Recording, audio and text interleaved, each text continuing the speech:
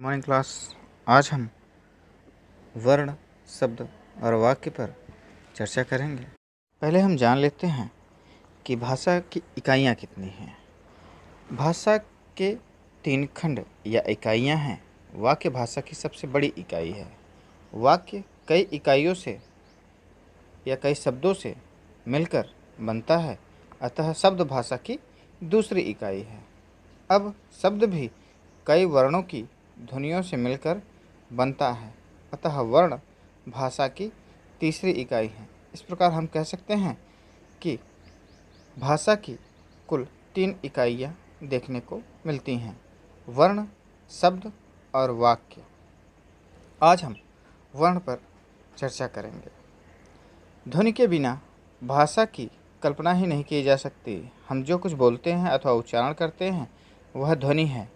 जब यह ध्वनि अर्थ सहित होती है तो यह भाषा बन जाती है। इसी ध्वनि को लिखित रूप को वर्ण या ध्वनि कहते हैं। दूसरे शब्दों में वह छोटी छोटी मूल ध्वनि जिसके और टुकड़े न हो सकें वर्ण या अक्षर कहलाती हैं। इस प्रकार हम यह भी कह सकते हैं कि अक्षर का तात्पर्य यह होता है जिसका क्षरण न किया जा सके, जैसे छोटा आ, छोटी ई, छोटा ऊ, हलंत का, हलंत खा, हलंत च, हलंत ट, हलंत प आदि। वर्ण हमारी उच्चारित भाषा या वाणी की सबसे छोटी इकाई है। इन्हीं इकाइयों को मिलाकर शब्द समूह और वाक्यों की रचना होती है। स्पष्ट है कि वर्ण और उच्चारण का बड़ा ही गहरा संबंध है। एक को दूसरे से अलग नहीं किया जा सकता। मूलतः हिंदी में 52 वर्ण हैं।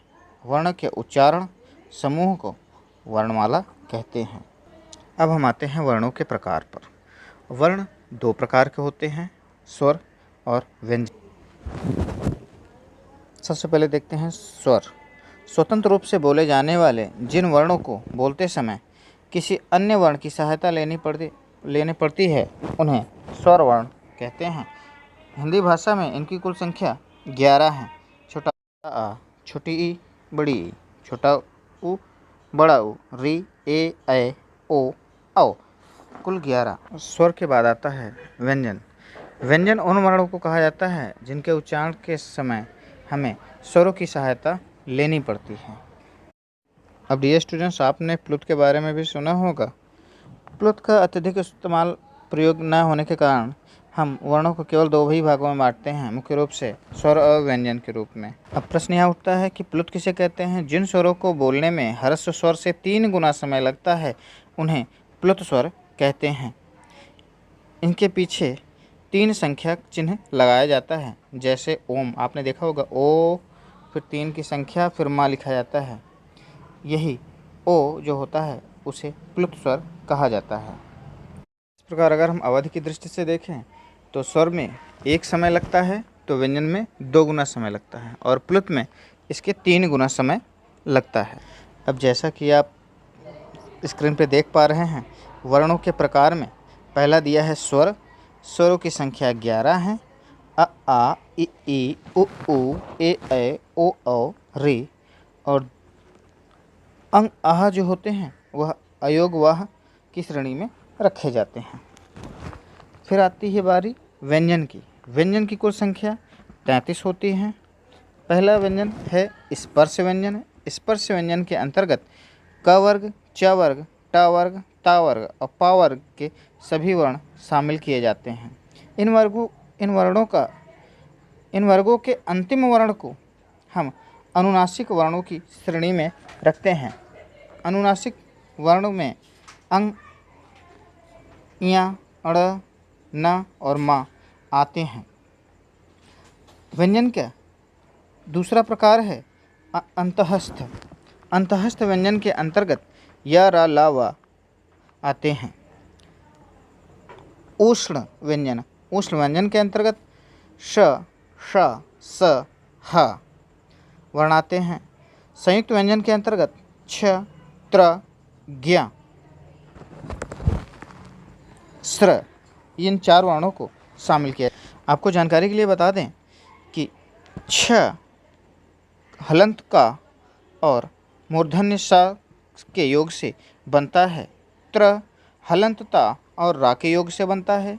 ज और हलंत ज और इया के योग से ज्ञा बनता है।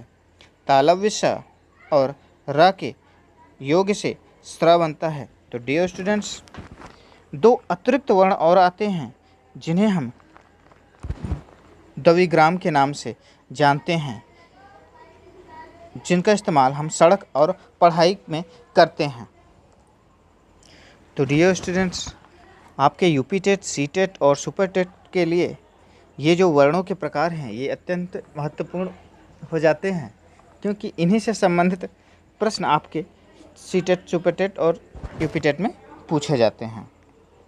इससे रिलेटेड चाहे आपसे स्वर पूछा जाए, व्यंजन पूछे जाएं, व्यंजन के प्रकार पूछे जाएं, स्वर के प्रकार पूछे जाएं, द्विग्राम वर्ण पूछे जाएं, संयुक्त व्यंजन के जो वर्ण हैं किन किन वर्णों के योग से बने हैं, इस प्रकार भी प्रश्न पूछे जाते हैं। द्विग्राम वर्णों को द्विगुण व्यंजन के नाम से भी जाना जाता है। इस प्रकार कुल 52 वर्णों को आप बिल्कुल याद कर लें, रट लें, क्योंकि एग्ज़ाम में परीक्षा के दौरान, आपके डीएलएड की परीक्षा के दौरान भी इन प्रश्नों पर अत्यधिक फोकस किया जाता है। प्रश्न पत्र के निर्माण के समय जब प्रश्न पत्र का निर्माण किया जाता है, उसमें objective type, one liner, 2 number के प्रश्न बनते हैं, क्योंकि केवल 25 नंबर के आपके प्रश्न पत्र होते हैं।